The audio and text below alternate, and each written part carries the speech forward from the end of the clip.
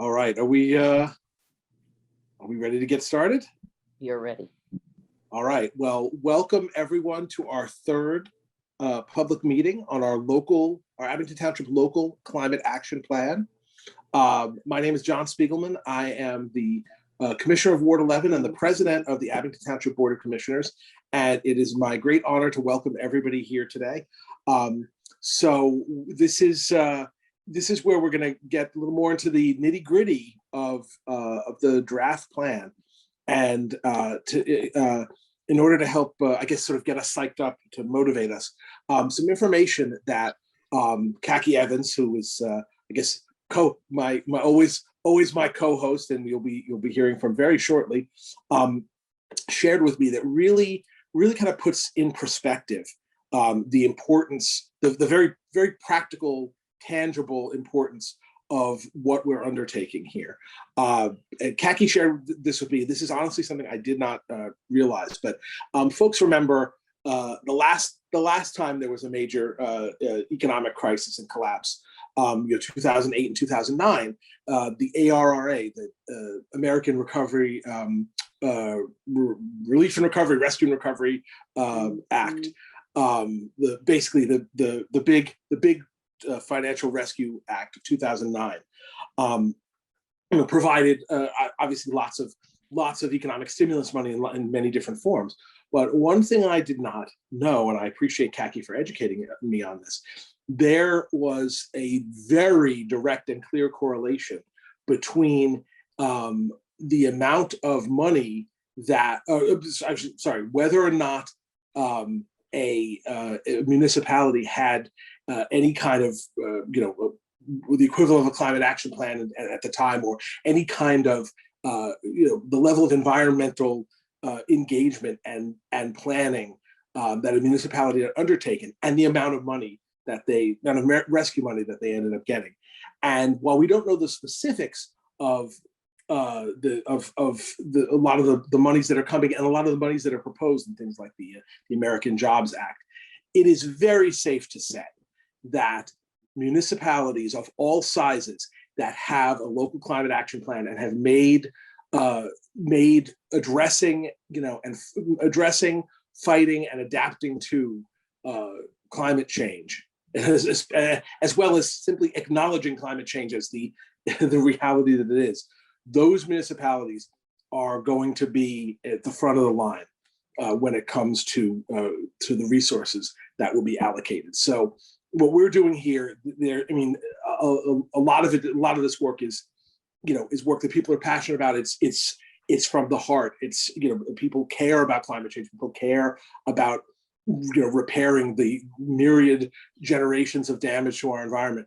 But there is a real, tangible, financial incentive to what we're doing, and there is an absolute reward that we are confident that our community is going to reap from the investment in this climate action plan.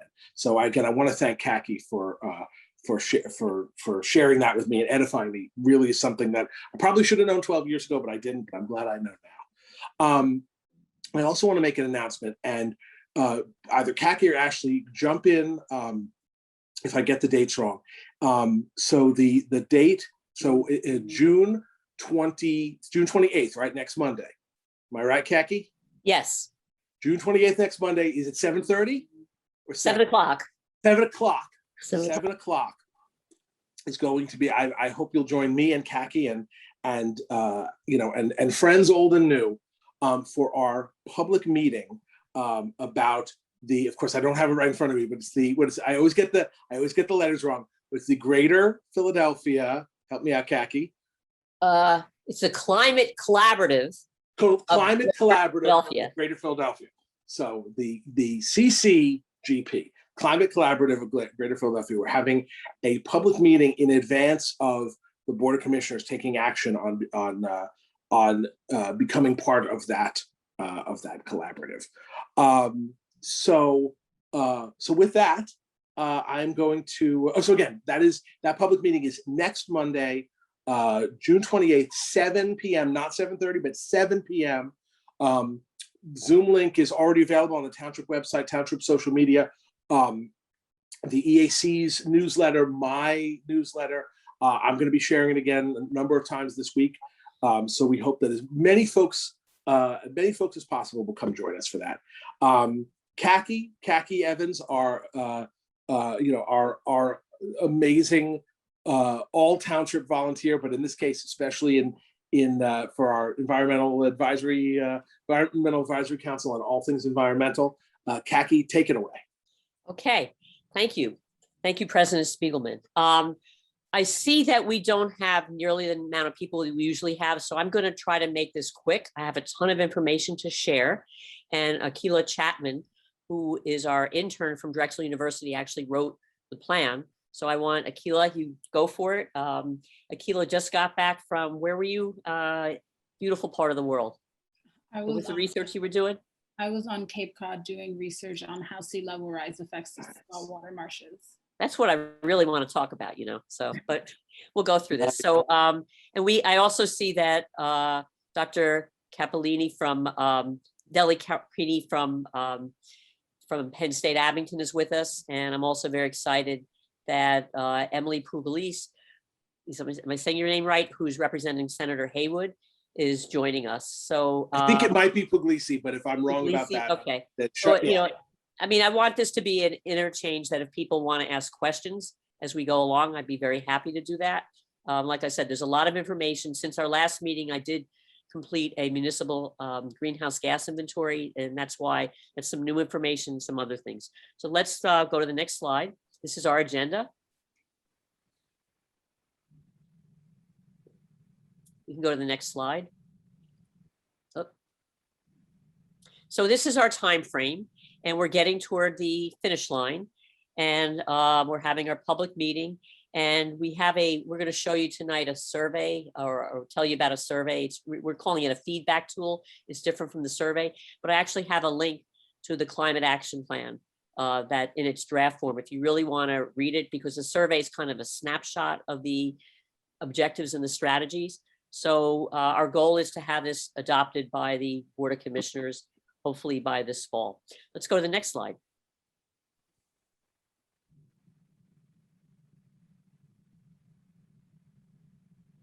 President Spiegelman, do you want to speak on this, or? Yeah, I will indeed. So folks who've long time viewers, folks who've been with us throughout the Climate Action Plan meetings will notice that this slide has gotten more and more jam-packed as we moved along, and we couldn't be happier about it. These are the names, and mostly, actually, it's the logos specifically of all of our collaborative partners, and this has grown steadily. I mean, we don't have it in front of us, but if you looked at the first iteration of this slide, it was not nearly as densely populated as it is now, and we are so grateful to every one of our partners. And it's never too late. There's always as long as we have a functioning environment, it's never too late to sign on as one of our partners. So even though it doesn't look like there's a lot of room on this page, there's always room for more. So if you'd like to, it is possible for you to see your name or your organization's logo on this page. Thank you again to all of our incredible partners. Yeah, and being a partner basically means that you're promoting the plan to your constituents, your members, and also that you'll do a read through to give us comments on it. That's what we're shooting for. So let's go to the next slide. So in the first meeting, we talked about all the impacts on health from climate change. And you can see that there are major, there are 4 basic areas, rising temperatures, sea level changes, things like that. So I'm not going to spend time, but, you can go to our website and look at. And then the first meeting, we also looked at the initiatives that the township has done so far. For instance, we were the first one, I believe the first municipality in the Delaware Valley to retrofit our LED lights, to retrofit our lights to LEDs. And it actually saved us 90% of the cost in the first year alone. So that's great. Next slide, please. And this is basically, you have to make a commitment, you have to plan, and now we're at the point where we want to act. So we passed a resolution in 2019. We'll show you the components of that. It's called the Ready for 100 resolution. We now have the draft climate action plan. Since last time, we also had some students from Bryn Mawr do an analysis of our municipal operations. And now we're at the point where we have to do the written plan, for the, to do this. Next slide. And this is a template. You can see if you go online, it looks like this. But basically our technical advisors were ICLEI. They're the largest organization for advising municipalities. Akila is the student from Drexel, and she was trained on ClearPath, how to do a greenhouse gas inventory. Was that hard to do, Akila? There was a bit of a learning curve, but after you get the first one in, the other ones are easier to get in. Yeah, it's a lot easier to do a municipal one, but it was a bit. So, right now there are 21 municipalities or counties, and the goal is to have all these. There are some partnerships. So let's go to the next slide. And this is our emissions inventory. So 91% of our community emissions are just from the residential sector, the industrial and commercial businesses, and then transportation mobile sources. So you'll see tonight, there's a lot of emphasis on that. 5% are from solid waste, a little bit from water and wastewater treatment, but these are the bulk of it. So that's the good news. If we just focus on those 3 sectors, we can accomplish a lot. And there's also some overlap between those sectors and things like local food production and climate adaptation plans. So let's go to the next slide. And one of the things that the Department of Environmental Protection really emphasizes is it's so important through this program, it's called the Local Climate Action Program, to lead by example. And you'll see all of these things such as having an energy management plan. There's something called Portfolio Manager by the EPA where you can track your energy and water usage. And all these type of actions are really important. And this is certainly ingrained in our plan. Next slide. So these are, it's hard to read, but at the last meeting, we did some polling strategies where we asked the community which of these strategies, that they felt most comfortable with. And basically across the board, they all got pretty high rankings. And, the buildings, like I said, it's the big one. So these were the building ones, and you'll see Energy Star and all the other things. And then the next slide, this is transportation and mobility. Next slide. This is food and waste strategies. And then the next slide is we did polling on climate justice and community engagement, because if you don't educate the community and you don't look at vulnerable communities, then you're not going to really be successful. Next slide. And then lastly, there's a difference between climate actions or mitigation strategies. That means when you say climate mitigation, that means reducing your greenhouse gas emissions. And then the other part of it is adaptation. What are you doing? Because climate change is here and it's going to have a bigger impact. So what are you doing to adapt to that? So we're going to go into that a little bit tonight. Go on. And then these are the ways that you can participate. We have a survey. It's going to be open through July 1st. We've gotten about 70 responses. So I'll talk a little bit about that tonight, the responses. We have this great community mapping, and we really want to promote that you can go to the map and you can look at and you can say, oops, I had, like for me, for instance, during Tropical Storm Isaias, I had 2 trees come crashing down. And it was, one came on my front deck, one came on my back fence. And, we're getting some responses. So, if you think that there are vulnerabilities or things that you've experienced, please go to the map. And then we have tonight we're launching a climate plan feedback tool.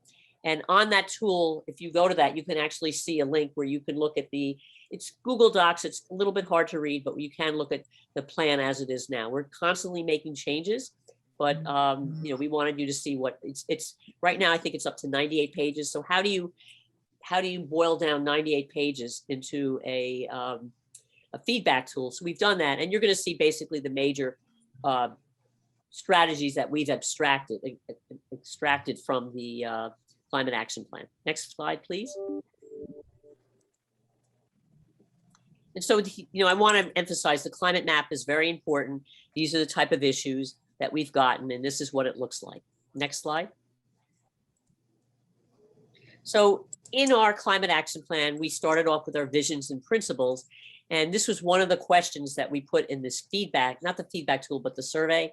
And we got very high scores all across the board about, these are good principles to use. The science space, I'm going to explain that because I think that's a tricky one. A lot of people actually like science-based.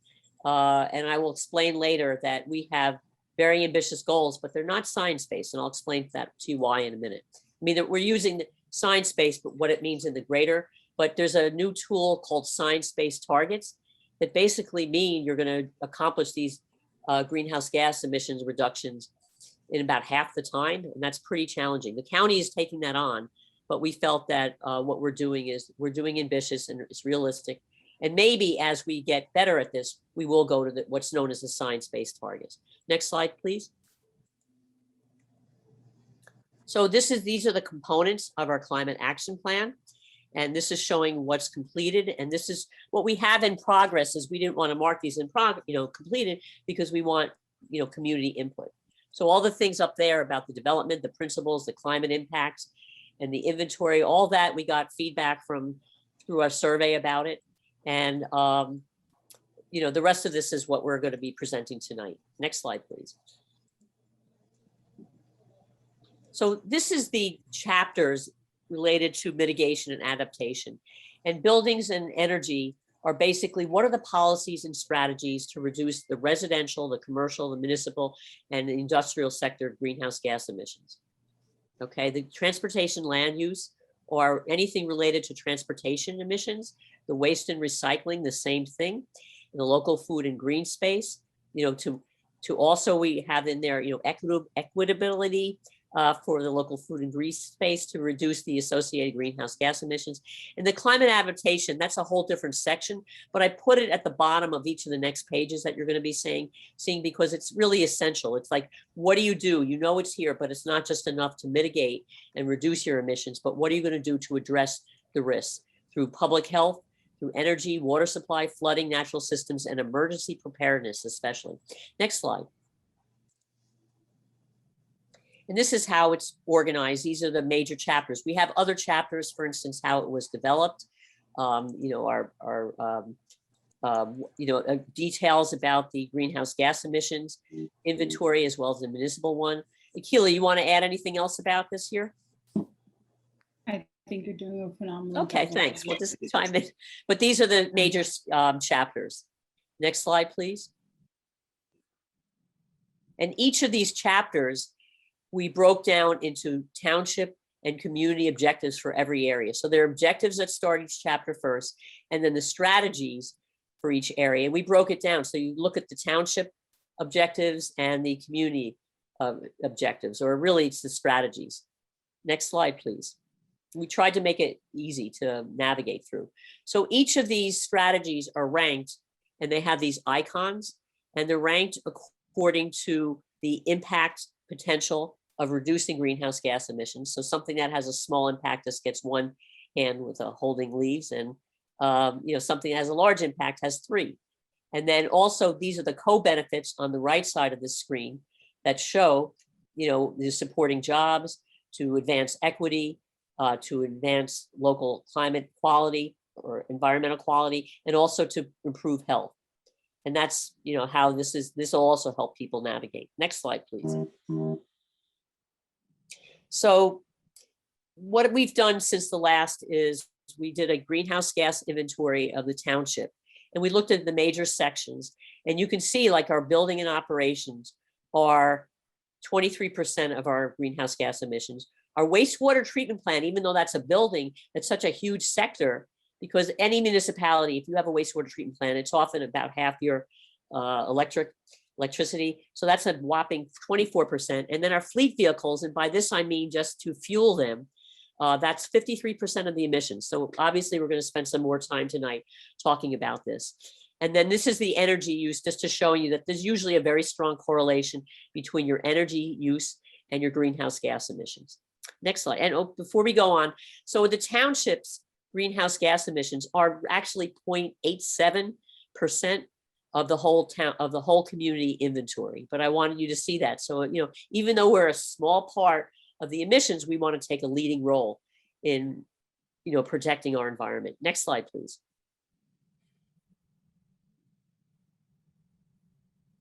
So for buildings and energy, for just the township component of that, these are, the objectives. It's energy management, increase efficiency, sustainable design, transition to renewables, and I kept that climate adaptation there. But these are the strategies to get us there. So one thing we need to do is benchmark building operations, and you'll see that also repeated in the community. We need to do an audit of our energy use and our billing, because if you focus on the demand side of your billing, you will reduce your costs. And I have that there. And we also, since we're coming upon our window to renew our contract for our electricity and our natural gas, we should really, from our training, we have a group from the EAC that's been trained by what's known as the Clean Energy Strategic Planning. And we've really learned a lot about the advantages of having an energy broker. So, we're going to be, Ashley and I have been talking about that. And, we think that there are some opportunities for improvement there. Obviously, increasing energy efficiency. I'll just comment on the community side. If you increase your energy efficiency, you will you'll get to about 24% of where you need to do overall. So that's a big thing. And on the township end of it, once you do the energy audit, we need to retrofit our buildings. We need to use the audit recommendations. We have the street lights are all LEDs. Our traffic signals, like I said earlier, are all LEDs, but we need to complete LEDs because that's a huge savings throughout all our buildings. We should look at what's known as an energy performance contract. And basically an ESCO gives you a guarantee that working with them, you will reduce your energy use by a certain percentage. And if they don't meet that, then they have to pay you back. So I like that. And then this is a fund, the GESA fund, that are open to all commercial entities. So I'm going to repeat that in the next slide. But these are just some opportunities. We should also consider white roofs and green roofs. When I look at the budget for the township, I see that a lot of the firehouses need new roofs. And so this is a good opportunity. Like I said at the last meeting, I put a white roof on my house on the portion that I could do it. And I hardly had to use my air conditioner last summer. For sustainable design, we should look at using green construction and having renovation standards for all township projects. We should look at for a future timeframe to decide on creating net zero or low carbon targets. We should collaborate with other jurisdictions to create opportunities such as a power purchase agreement that's mentioned in the next section. And we should support legislation throughout the state. I know that Emily knows what I'm talking about here, and that's community solar. And that's a wonderful piece of legislation that I think will pass. It has bipartisan support. And so, for instance, if you're a renter or you have a lot of shade and you can't get solar on your house, you can still participate in the savings through solar. And here's the biggie: transition to renewables. We need to electrify, because if you electrify, as the grid gets cleaner, you can't, natural gas, yes, it has far fewer emissions than coal, but it has about half the emissions, but still it's still a fuel that produces sizable greenhouse gas emissions. But by electrifying, and then when you get the grid cleaned up, when you have solar and wind and other technologies, through battery backup and other technologies, then you can really reduce your greenhouse gas emissions. When you expedite permits, there's a program for municipalities called SolSmart. So that's why this is that. And basically you could really expedite your permitting. And there's a new app called Solar App that they're testing now, so that you don't necessarily have to have your township code person come out, or it can really expedite what the code person has to do. So, and lastly, we want to create on-site and off-site solar and really cease natural gas projects. So in the next slide, we're going to talk about the community strategies and objectives.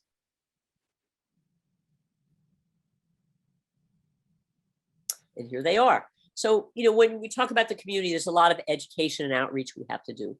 So for instance, the CPACE program is a county program for commercial entities, and it's basically property assessed clean energy. It's funding and it's low cost funding. And it's kind of like getting a mortgage for your house that you can extend. So you don't have to put out any out of pocket monies, but when you sell your property, that's how it can be paid back, or you can pay it back at a low interest rate over time.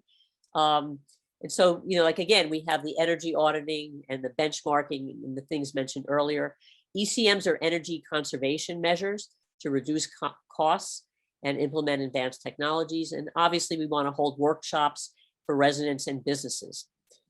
Groups such as Green Building United, the local US Green Building Council, has workshops all the time that are great. I mean, you can do something called passive house, where you do super insulation, and you will really reduce your energy costs. And getting to that, we want to be more energy efficient. So again, these are more types of processes. And I have also model codes and ordinances to also get us there. In sustainable design, we need to have that for township construction, as well as community construction. We want to develop incentives for sustainable design, such as expedited permitting. We want to promote green building codes. And there's something called low embodied carbon is becoming more of a process. And this really pertains to new construction, but basically the steel and the concrete. What's a building? It's usually steel and concrete, but those have very high carbon intensity in producing more steel and concrete, but there are low embodied carbon techniques to reduce that. So we really need to get that. And I mentioned that, for instance, for our 2035 vision plan, for a comprehensive plan, that's a big part of, because we're looking for the future. In terms of transitioning to renewables, like I said before, you want to electrify everything. You can look at funding opportunities. If you go to dsire.org, they have the state and the federal rebates and all that good stuff. And then we want to encourage and partner with the community to procure renewable energy procurement and other agreements. And of course, have both off-site and on-site solar and cease natural gas. Next slide. Should I stop here for questions right now? Anybody else? I think it's pretty clear so far, but Okay. That's your call. Okay. All right. Very well organized. Okay. Thank you. So we're going to go into transportation, but since I want to spend some time looking at the township's transportation costs and greenhouse gas emissions. So when you look at it, the chart at the top shows that, building and operations is 23%, 24%, and fleets is 53%. But when you get into the costs, it is 65% of our costs, just from a cost perspective. So this is an important thing. So obviously we really, there's a lot of benefits to going to electric vehicles. And the big takeaway that we talked about at the last meeting was that they don't have the maintenance costs that electric vehicles do not have, that a internal combustion engine vehicle has. So, take a look at this. This is a breakdown. And like I said, transportation is a big, big part of what we pay for. Next slide, please. So, oops, this came out a little funny, but okay. So, so we have these these three objectives that Keela outlined very well. We want to optimize our fleet and operations. And so we want to, first thing we have to do is really do an analysis. It's pretty simple. You just have to put in the transportation departments, what do they call it? TOD numbers, or I can't remember, but and you can pretty much get that. And then we want to create an EV replacement strategy. So I was very happy to see our police department interview at the last meeting we had, the police department of Springfield Township, because they purchased 2 Chargers from Ford, and that are, for their police vehicles. And actually one of their vehicles, unfortunately, just got totaled. So they're about to get a third one. And, I think that's the reason that that's so important, is because in terms of our municipal fleet, the police vehicles are the largest part of our fleets. The DVRPC, which stands for the Delaware Valley Regional Planning Commission, has a municipal electric vehicle resource kit that we're already using. And Ashley is working with Mike Domenico to look at installing some charging stations, because we got a grant to cover some of the costs from the Pennsylvania Department of Environmental Protection. It's a rebate. And so we have until September to get this done. So hopefully we can being a leading municipality, put some charging stations in our parking lot. They also have a great tool. DVRPC has an electric vehicle map. You can go in and you can see by, I think it's it's smaller than zip codes. What do they call that? The congressional or the census tracts. And you can actually see, I mean, I think the data is from 2018, but you can see in your census tract how many electric vehicles from 2018 were there. And it has a forecasting tool, and it also has a forecasting tool for workplace charging demand. So, let's say if you're running Penn State Abington, or or your Abington Hospital, you can look at this. So we, definitely want to share this, with the community, not only just to do our forecasting, but also for the community.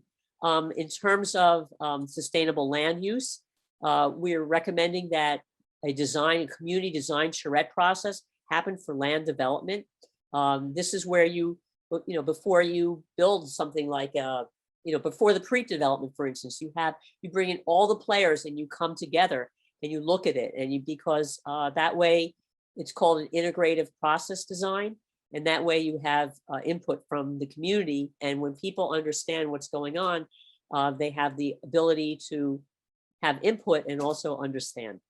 We've also recommending doing a sustainable design checklist for all development, and also to have this design checklist embedded into land use reviews. They do something like this at Westchester Borough. And we want to also maximize green infrastructure for stormwater management. That's a big issue. The township right now, has a consultant looking at stormwater management. I think they're doing the plan. But the green infrastructure, it's better to do it that way than concrete. You can't always nail it that way, but there's so much you can do through green infrastructure, through bioswales and rain gardens and things like that, to reduce the, what's flowing into flooding. Because flooding, we know that Pennsylvania is going to get warmer. It's getting warmer, and it's going to get wetter. So that's an adaptation. We really have to be prepared for this. We want to reduce our travel emissions from our employees. So I put some suggestions here. We want to have some transit options, such as create bike to work opportunities. We have this fabulous Abington Township master bike plan. So we want to, capitalize on that. We want to have some employee incentives for electric charging stations. The township already does have some really good incentives already for, like a 4-day work week, or I guess maybe a 9-day out of 10-day work week. I mean, they do things already to, so I don't have that suggestion here, but, we want to do this. And I also have it cut off, I don't know, but I was on a webinar last week where there are community development block grants, and we do have a community development director. I don't know why it didn't show here, but it's called Section 108. Where you can use the community development funds, and we're in an advantage for that because we are a community development community, where you could do that to put in some sustainable and even renewable development, renewable technology. So, I'm not surprised that our Crestmont, Crest Manor was LEED certified, because these are the types of things we can do, and we want to leverage these type of funds to do even more. So that the next slide, we're going to talk about the community. I hope we're going to talk about it. Yep. So these are the community transportation land use, and again, we have the education and outreach about promoting electric vehicle opportunities, promoting bicycling, incentivizing employers to promote car sharing, transit and biking. For sustainable, we want to promote community gardens and open space. Oh, here it is. So it's under the community part. That's the Section 108 for community development block grants. And we want to develop engagement goals for residents and institutions and businesses to partner, such as what the Shade Tree Commission is doing at Ardsley Wildlife, and what Briar Bush Nature Center is doing. For sustainable design, there's a great plan that the Montgomery County Planning Commission put out called the Sustainable Green Parking Lots Guide. And it has, because you can imagine you get a lot of runoff and flooding in parking lots, but there are ways to mitigate that. We have a wonderful rain barrel, the town, and our Shade Tree Commission programs to plant trees, where we've surpassed now over 1,000 rain barrels for the Rain Barrel the Town program. And we also want to, for future development, one of the things like I'm asking Crete, for instance, is, are you guys going to have charging station conduits? You don't have to build the charging stations per se, but you have to have your building wired for future electric vehicles. Because if you don't do it now, it's going to cost you a lot more on the back end. For transit, these are the opportunities we want to look at, supporting bike to work, transit oriented development, and also expanding transit and car sharing to marginalized communities, because they pay a far higher percent of their income for both transit and housing. Next slide, please. So these are I put together both the community and the waste, waste strategies. So waste diversion is, we want to look at the waste stream just from the township buildings alone to identify opportunities. And we also want to create an ordinance to reduce single-use plastics. For partnerships, we want to increase the township waste diversion and other best practices through partnerships and collaborations. For waste diversion, again, this is on the community end. We want to look at construction and demolition waste diversion program for major township capital and community projects. And there's something, you may think I'm crazy, but I'm not. There is a zero waste program. It's called TRUE. I didn't have enough room to explain all it, but there is a process. I don't think we need to get certified in because that costs money, but we should certainly review the TRUE resource guide to see what are the pathways to achieve zero waste. Next slide, please. So these are our vulnerabilities. We talked about it last time about the increased costs, the indirect health impacts, such as, can you really have can you have a marathon outside, or are you going to start it at 5 in the morning when it's cool because it's getting hot now? And also because, we're becoming less likely to exercise, we're having more obesity problems. There's increase for road maintenance from these extreme heat, as well as actually flooding, and the water quality problems because of water pathogens that are increasing in our water system and going into our sewers, higher electricity prices for blackouts and brownouts and blackouts. Let's just say blackouts. I've got a typo here. Sorry about that. And we have some dangerous conditions, and also, mold and increasing repair costs due to flood damage. Next slide, please. So, we talked about last time the disproportionate impacts for vulnerable communities. The left of the screen is what's known as a heat map. And this is from the township's master tree plan story map. And you can see, the green areas are, where you have a higher tree canopy, and that toward the top, that red area is the Willow Grove Mall, because, that's an area that has, not a lot of trees. And so, the heat map tells us, which, and then if you look to the right, this is broken up by wards, I believe. And you can see, like where I live in Ward 1, there's a lot of tree canopies, okay? But you can see that same area, Ward 5, I think it is, whereas the Willow Grove Mall, that's the area that has is most likely to have urban heat islands and, the areas, because trees also absorb a lot of water. So they're, more prone to have flooding. Next slide, please. So, we're integrating our climate action plan with other plans. So for instance, I talked earlier, the township is doing these Abington plans are our Vision 2035 plan. The Shade Tree Commission is doing a Master Tree Action Plan. We also, I just threw on there the Master Bicycle Plan. And then regionally, we work with the Ready for 100. It's also national. You can see a little bit of the national, but we really work very closely with the Montgo Ready for 100. We've been really well trained on, and some of the metrics that I'm going to show you later really come as a result of the Ready for 100 program. And also the county is doing a regional climate action plan. So, we want to coordinate with them. On the state level, like I said, we're funded. We're not funded, but we have Aquila, and we have technical assistance through the local climate action plan. And the state is about to release their 2021 plan. It wasn't available yet, but any day now it's coming out if it hasn't already.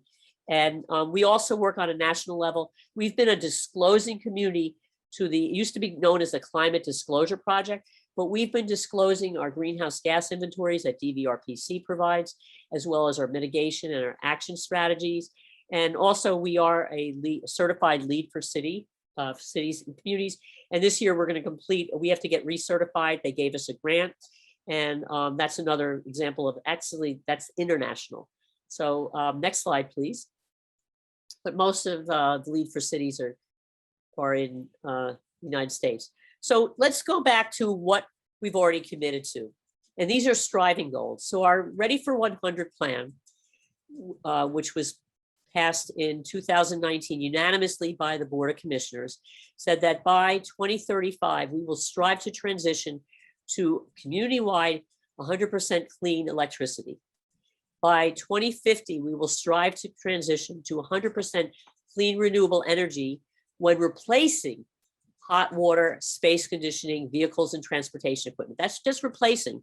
So that's not going to get us to, that's good, means any new construction, but that's really not what we're going to do. You know, that's not going to get to the goals to be that we're calling for in this climate action plan. I mean, it's a start, but we're also, we made a striving to transition, and this is probably the hardest one, is to transition our township vehicle fleets to 100% electricity by 2030.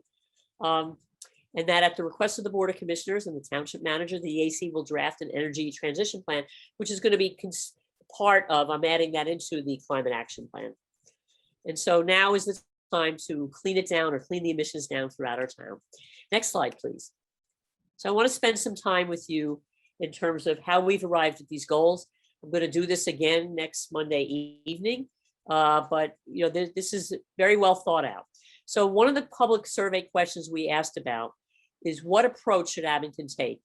And a third of the respondents basically said, make it based on climate science. And so that to me means what is now known as climate-based targets. We're not going to do that yet, but I think I get what people are saying. And then the second one was with a high confidence level of achievement. And that's the one we've added, you know, I think we're doing, because I can map it out and say, this is how we're going to get here. And I'll show that to you tonight. People have concerns about whether it's economically feasible. So people said that, you know, hey, we can't do this unless it's not feasible, but I think we're going to answer those questions tonight. And then aspirational goals with a greater ambition, even if the ability to achieve them is less certain, but we want to be certain we can achieve this. So next slide, please. So these are our targets.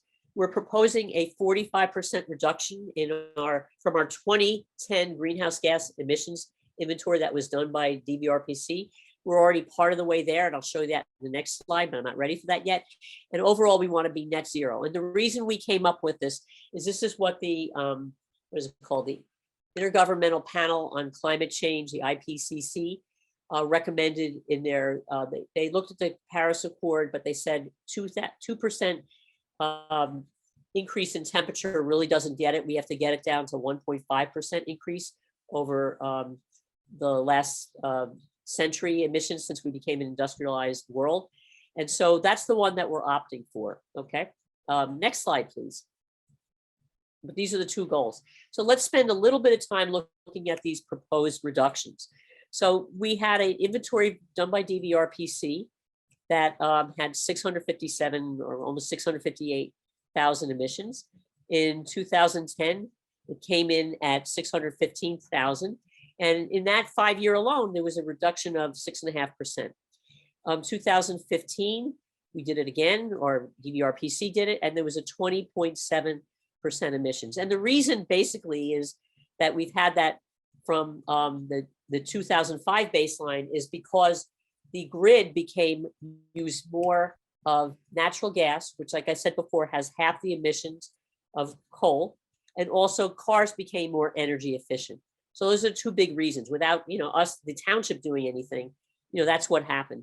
But also, if you look at the latest DVRPC report on the emissions that they're getting ready to do and release for, I think they're going to do the year 2021 is the next one, since 2020 was the pandemic. It's basically, it's going to be harder and harder. So you can see that in 2018, it looks like we had a slight uptake because, you know, we were a little bit up. but also it's because we did the emissions inventory ourselves. We were able to make comparisons. DDRPC helped us get the natural gas emissions as well as the electricity emissions, so we could do a apples to apples comparison for both the residents and the businesses. And the businesses went down on both natural gas and electricity. Residents went down on electricity pretty good by about 9%, but went up. And so at the last meeting, Commissioner Thompson asked me, well, maybe that was because people were coming from oil gas burners. They were converting, because that has more greenhouse gas emissions, into natural gas. And that might be an explanation. So Ashley, who is brilliant, suggested pulling the results from our code department, and we're looking at that now. So that might be a reason why. So let's look at 2030. So we have this target. And Akila, I know that you wrote the plan to do the science-based targets, which would have been I think a 63%, something like that. I worked with ICLEI, we revised it to these other targets. I would love to do science-based, but I'm not confident that we could get there. So, you know, this is basically a 45% target instead of a 63% target. I think that would be really hard to do. And, you know, that means that we would have to reduce from the 2050 baseline about almost 50%. So basically it means that by 2030, we're going to have to reduce our emissions by about 187,000 greenhouse gas.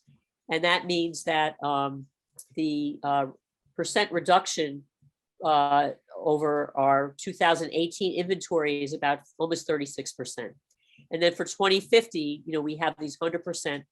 And these are, you know, this is basically what the reductions have to be, that we're going to, from the 2018 inventory, we're going to have to reduce in the next almost 20 years, 30 years, I'm sorry, next almost, let's see, 20, 30, yeah, next almost 30 years, you know, these are the amounts. So let's go to the next slide and I'll show you how we can do this.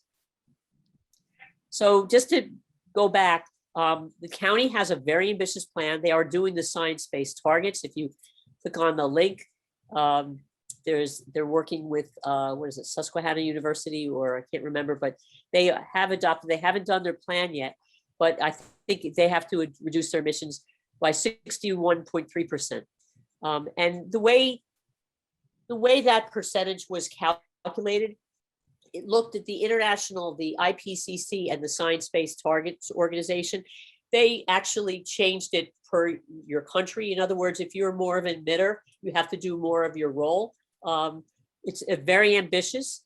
I'm not confident that we can do that yet. You know, there has to be changes on the grid and things like that. So we're doing an ambitious plan, believe me. But right now, as we get more into this, maybe we can do the science-based. I'm very happy to see the counties doing it, but right now, we're not going to propose that. Next slide, please. So this is how we reach our targets, and this is showing, like, on a gradual level, you know, what a curve, just a simple curve, what it looks like. And it shows, like, you can see, like, the residential is a big part of it. It shows the commercial and industrial, what part of it, and you can see, you know, the cars, how it's going. And you know, we have a little bit in there for wastewater and our solid waste. So next slide, please. So the big takeaways are, like I said before, the majority, the 91%, is we have to get more efficient, we have to electrify, and then we have to rely on renewable energy. And so we're going to show you what we modeled, what it would look like for our community if we start this now. Next slide, please. So the questions to be asked is, what rate do we need to adopt efficiency measures, replace worn out heaters and furnaces with heat pumps because they're so much more efficient, replace older vehicles with hybrids and electric cars, and buy or install renewable energy? Those are the questions we got to look at. Next slide, please. And this is what we learned, that we can get, as I mentioned earlier, a 24% reduction in emissions just through energy efficiency by weatherizing our buildings, installing LED lights, and purchasing Energy Star appliances. And this is showing you the trend, like if we start now, you know, how many households, and I'll show you on the next slide how it works out. and then also for commercial businesses and industries. Okay, next slide, please. So these are the homes, and we would have to switch about an average of about 624 homes. I think I'm reading this. And then how many households a year have to switch to renewables. So you can see in the beginning, it's a very small number. And then we have it get greater as, you know, as more technologies emerge and discounts. And the big thing we're pushing is heat pumps because they're much more efficient than oil or natural gas. And they will also provide cooling in the summer. Next slide, please. And also, like I said, the other big part of the 91% are electric vehicles. So here on the curve, it shows that we start out very small, and then we increase in order to get to that net zero by 2050. You know, EVs get much more fuel efficiency. You know, currently vehicles get 25 miles a gallon. So that's where you get the big savings on a electric vehicle. Next slide, please. Also by converting, you know, those are what's known as scope 1 emissions. And I would say that that's what has the biggest impact on our local health here in Abington. We're going for clean air. So as I said earlier, I guess I don't read too well, but we have to average 699 units a year. And that's like partial weatherization. You know, you get discounts from HECO, but this is what we're looking at. If you averaged it out for the next 30 years, you know, we'd have to take out 79 oil and propane on average per year. And then we'd have to replace, you know, 445, because, you know, everybody has at this point, majority of the households are natural gas furnaces. And we're also predicting that this would start, if you want to just go back, this would start later, you know, that we're looking at like 2026 is really when we're going to step this up. Next slide, please. So, you know, what's the point of doing a plan if you can't implement it? So these are some of the things that we're looking at. You know, we have to build support for the climate action because, like I said, the majority of the emissions are from, you know, residential's first and then commercial industrial. So you have to have support. You got to educate people. We've got to implement priorities and actions. We want to promote equity and justice because not everybody has the, you know, if you don't have the income to do this, we have to, you know, make the plan equitable. We want to achieve the no regrets. So obviously the no regrets quick wins are the energy efficiency. And then big part of it is really through policy changes. And as I said before, improving, and we also want to improve the data and track our progress. So the next slide. Oh, we have one question, great. So, you know, I'm going to keep this up for our discussion because I want you all to look at, you know, we do have our climate action plan webpage. You can submit comments to our email address, and you can use the climate action plan toolkit to submit comments and suggestions. We still have the survey up, and you can get everything through the climate plan webpage. So we do have a question. But, you know, I'm sure that we have, we have a good question. Yes. So let me take the first question. It says, Linda, thank you for asking, have we thought about microgrid geothermal? Yes, to switch. Yeah, absolutely.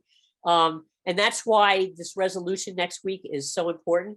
It's called the Climate Collaborative of Greater Philadelphia, because by joining the collaborative, we'll have more access to doing some of these cutting edge technologies. I mean, we're already, you know, participating, we're being trained by them, but, you know, microgrids is something that we think, and there's actually a different type of microgrids, like smaller microgrids, battery packed microgrids, but, you know, geothermal is great.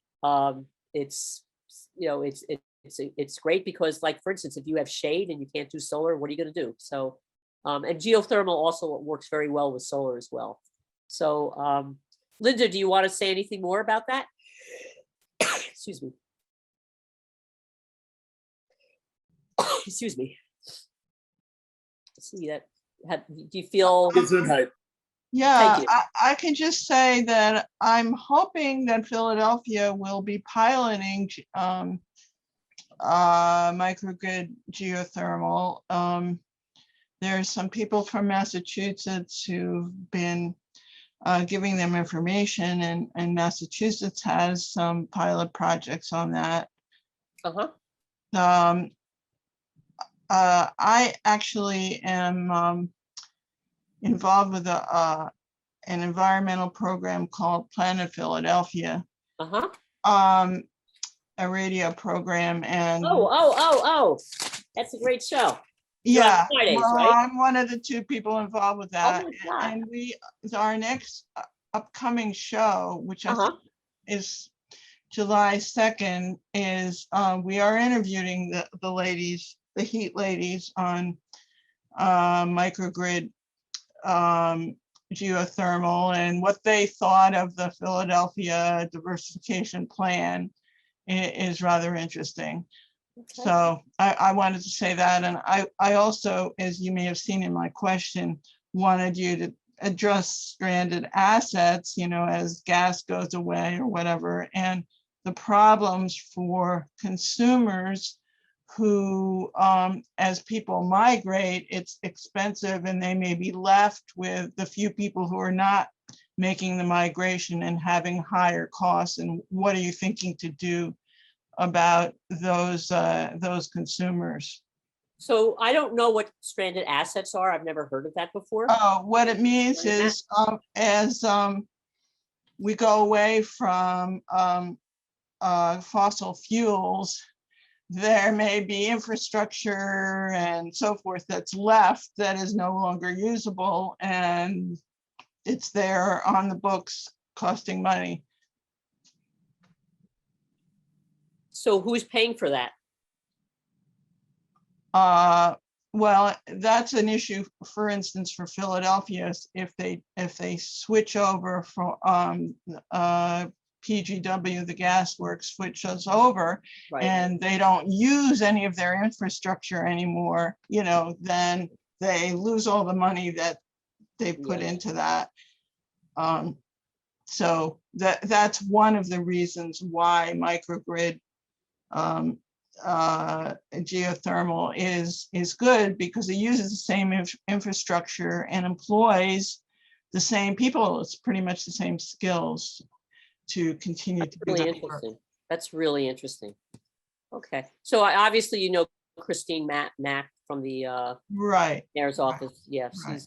she and I, we were in a training program. She's great. And I'd like to learn more about it. So I know that I'll have to look at that. So is this described in any of the Philadelphia plans, like the energy plan, or? Well, the gas works had a study called a diversification study. Right, that's the new study. Yeah, and Right. it's not finalized yet. Right. There was a town hall that Christine put together where she had a lot of people talk about that. Right. I'm sure that was recorded. You could see that. Yeah. Okay. Wow. Okay. So promise me you'll look at our climate action plan and give comments. Okay. Okay. Okay. I live in Abington. Great. I'm a little careful about making too many comments because I'm supposed to be a neutral news person, but Oh, I see. Okay. I'll Okay. I'll try to do a little. Okay. Well, I mean, I will say this, that manager Manfredi and Ashley, they attended DVRPC. Was it last year? It was somewhat after COVID hit. They had 2 workshops on microgrid technology, and both our township manager and Ashley attended that. I think Ashley did. I attended as well. And, so the township is thinking about these things. So That's good. And I'm very glad that you're involved with the regional planning. I just heard a big presentation from them at Drexel's CC Run series. Right. Yeah, those are great webinars, and Akila, you know about them, right? Yeah, so that's, she's, okay. Well, thank you. Jackie, can I just quickly say, please. Linda, I just want to thank you as well. That was an excellent question. The point about microgrids, and especially raising that issue of stranded assets, because that can affect, as you said, everything from the municipal level all the way down to individual households. So again, excellent question. Yeah, so we should think about that in our climate action plan? That's a really, really good question. You know, I mean, I'm wondering like if these are subsidized technology, or not technologies, but you know, if there's subsidies for this, what happens with that? So, you know, and how do you divert? But it's really good to hear that the people who work for the gas works could be transferred into a microgrid geothermal. Well, maybe, I don't know if they're dragging their feet or not. Yeah, I mean, just the fact that, you know, somebody's looking at that is great. Right. That's great. Okay. Let's see, do we have any other questions? Well, I'd like to have, there's Laura. Okay. Let's see, we'll call on you. Do you want to speak? Yep, let me find you. Yeah, thank you.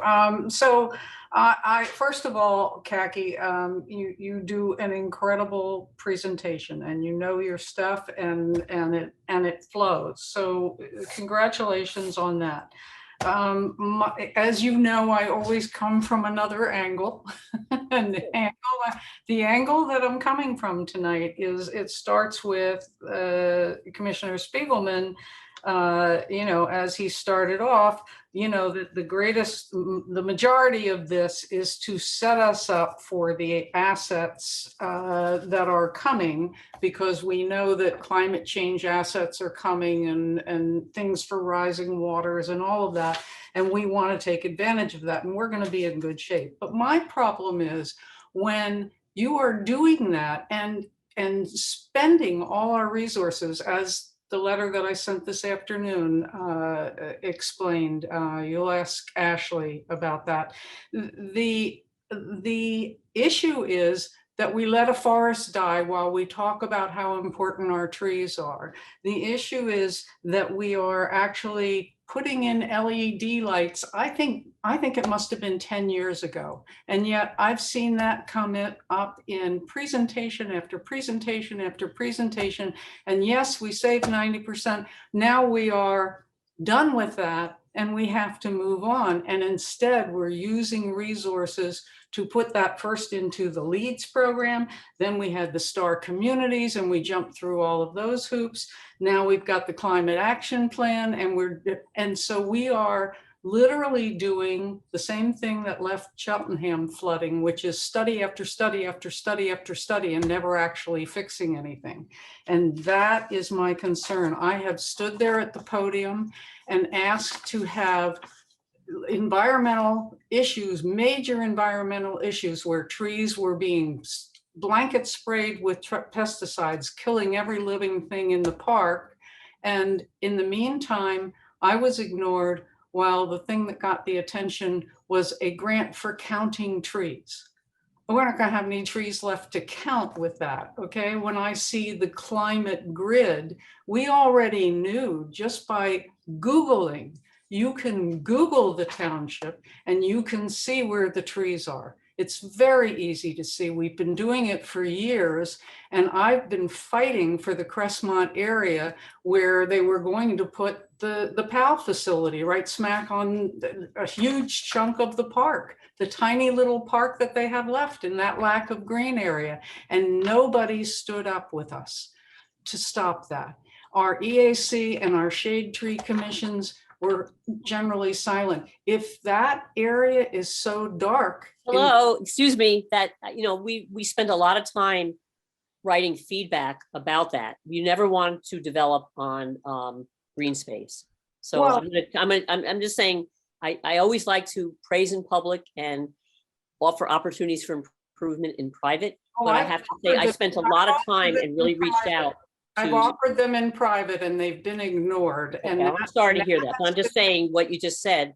Well, and I just wrote again about it today. Exactly. Okay. So I just want to say that the EAC and the Shade Tree Commission, it takes a lot of time to supply comments. We do a lot of research. We are pretty much on the ball on these things. So to say that we were going to overlook Well, let me share let me share what I'm trying to say though. Okay. You're talking about the Willow Grove Mall, and you just spent a great deal of money making this chart that you didn't need because you can see it on Google Maps, okay? And it is the hottest spot in the township, and yet the EAC and Shade Tree Commission are not saying no. Don't develop this further. Don't put a larger carbon footprint. Don't make this hotter. Don't do that. Okay, and you're instead you gave some comments, you know, well, hey, we'd like to have some charging stations, and you know, could you please do some leads things? But Right. that's not what we need. We need them. This is where we're coming from, is we're saying that we need to have sustainable design and incorporated into all development. Into okay? the bad thing you're going to put in. So you want to put in the bad thing. Hello, just I'm going to like stop you that here. solar Laura, I'm Yeah. going to stop you here, please. Okay. What Yeah, we're you saying can't is that we solar want, excuse Yeah. me, let me please respond. We want to have sustainable design standards for all development, for all rehabilitation. We, you know, the purpose of our discussion tonight is what are we going to do to reduce greenhouse gas emissions? That's the name of the game, okay? This was my comment. Excuse me, I'm My- trying to, this was my- Laura, I'm just trying to answer your question. Yeah, but this okay? was my comment. It doesn't need an answer. I never get answers for the ones I want Okay. answers for. This is my comment, and what I'm Okay. telling you is this didn't need standards. This needed you to stand up and say, no, this isn't good for our township. Not put this bad thing in, but Okay. be sure So to put our role, if you read our charter and what we're permitted to do and what our role is to advise the township, okay? We can't, you know, I mean, I ask questions about the dollars and cents as a citizen. I've asked a lot of questions, but I can't represent the EAC unless we take votes on it, okay? And we've done our part, okay? But right now, it's premature. I was very happy at the last planning commission meeting where the chair of the planning commission said, we need to look at, you know, either lead certification, energy efficiency, we need to look at, and she said, because we are doing a climate action plan. And to me, that's a big, you know, that's a start. That's good. Okay. And that there's a lot of things have to change. Okay. But I'm saying as an EAC, when we write comments, we provide comments, we just don't say, nah, I'm against it. We have to have reasons, and we don't really weigh in. We never as an advisory council, excuse me, we never as an advisory, Laura, let me finish. We never as an advisory council, it's not within our purview to say, you should do this, you should do that. It's really to offer comments on the project plan 100%. itself. Those are what your comments are. That's exactly what your comments are to be. If you believe that that is not good for the township, that should be in your comments. And by the way, But your reasons, you believe, we're just saying, we look at stormwater, we look at efficiency, we look at, you know, design, we look at, I mean, that, you know, Preet wasn't even interested in doing, looking for, you know, and incentives. Creek doesn't have to build here. They have no rights. They have Well, absolutely that's your opinion, but I'm saying what you're saying is beyond the purview of an environmental council, okay? totally not. I disagree. Okay, well, then read our charter and read what we're empowered to do. And, you know, I'll be more than glad to talk to you about it some more offline, but, you know, I want to move on because we're not really focusing on the plan right now. I'm really Right. looking I've for said comments. Thank you. Thank you. Thank you. Okay, do we have any other questions? I said I was going to wrap this up quickly, so I'm kind of disappointed because we're already over an hour, you know, an hour and 15 minutes. But does anybody want to offer comments on the plan? I mean, we boiled it down, but is it overwhelming? I tried it not to be, but okay. Jackie, if I can yeah, say, please. I mean, I wouldn't call it overwhelming. I mean, it's ambitious and there's a lot there. But again, I think everything is very very well organized, and it's linear.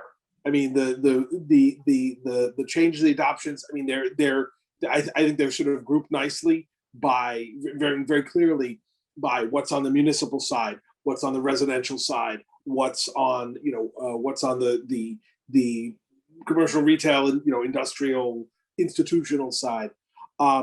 So I mean, it is ambitious, but again, that's out of necessity. So I think that, it's easy to take it all in and maybe initially feel a little bit overwhelmed, but I hope that most folks will sort of take a step back and understand that, these are achievable goals. It takes a combination of individual commitment and hard work, and also collective agreement and cooperation, because everybody has to do this together.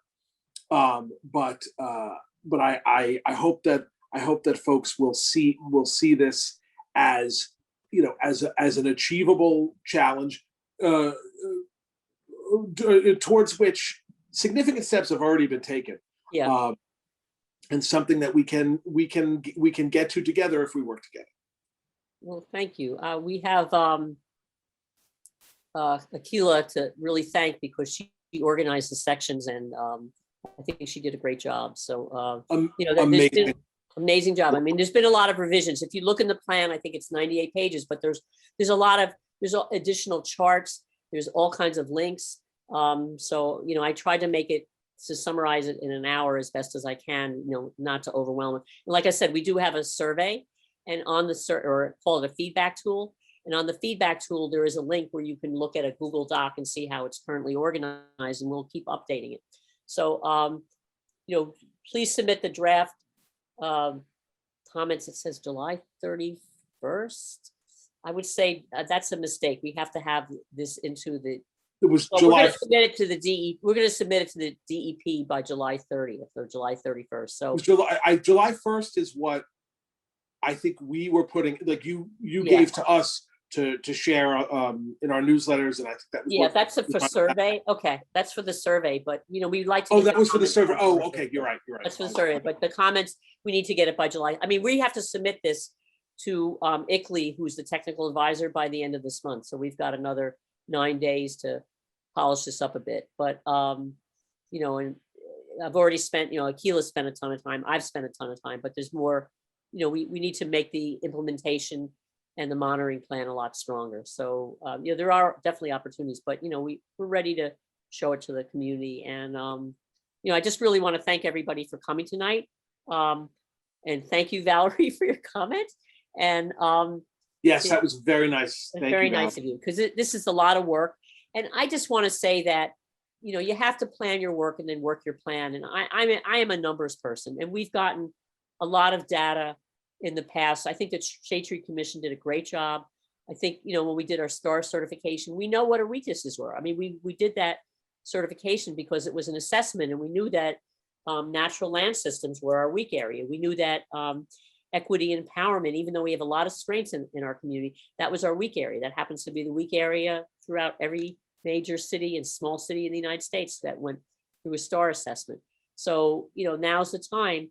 And, we've gotten good guidance from the U.S. Green Building Council. And, I really look forward to doing this. And the real question is, getting the community engaged, because there are so many things out there that people just don't know about on ways to save energy. So, this is how you can stay engaged. And like the last link on this page it's a tiny URL. If you copy that down, there's I put it in one chart, but it's a summary of all the things that residents, businesses, and institutions can already do. So with that, I think we're, let me see, there's a couple more questions. Oh, thank you, Jen. And Jennifer Sherwood, who's here, she is really doing, she's helping us with the transitioning to electric vehicles and with the charging stations. So I just really thank her for stepping forward on that. Jen is amazing. Thank you, Jen. A lot of work. So, I mean, we're trying to do this because it's a tough budget. We know that we're going to lose money from the pandemic. And, I think what is projected like a $5 million loss, and we have to go into our emergency fund. So we're really trying to do this. It's hard. And, it's going to be very competitive. They're going to choose a community. Some communities are going to have a part-time shared energy manager. And, Ashley today talked to manager Manfredi about that. It's going to be very competitive to do, but hopefully we'll bring it to the finish line. If nothing else, we'll get additional technical support from ICLEI, as well as we may get another student like next year. So those are the other options. But I think we're ready to I don't think we have any more questions. So, I think just everybody, if you want to, we are going to do a lot of this next Monday night. So I didn't do a good job, I think, promoting this time. But I'll try to, make people aware for next Monday, and we could probably, go over like how we came up with these goals. So I with can that, tell you, my apologies for interrupting, but there's been a lot. I mean, there's been a lot going on. It's been a very busy time of year, but we should just reiterate to everybody. Yeah. Next Monday. Yeah, and I want to thank Commissioner Weingrad for being on the call tonight as well. Thank you. Yes. Okay. Before we see the video and the seal pup and the puppy and the earth and everything again. Just again, next Monday, June 28th, 7 p.m. is the public meeting on the I just start with Greater Philadelphia, the Climate Coalition. Climate Collaborative. So close. Climate Collaborative Greater Philadelphia. Please see the Township website, Township social media, my newsletter, the EAC newsletter, and wherever else you get your news for the information in the Zoom link. Please mark your calendars up. Next Monday, we hope for a very big turnout. Thank you so much. And Kaki, thank you again. Akila, absolutely remarkable work. Anytime you need a recommendation, you got it. I want to go to the Cape. All right. Thanks, everybody. Yeah, Bye me now. too.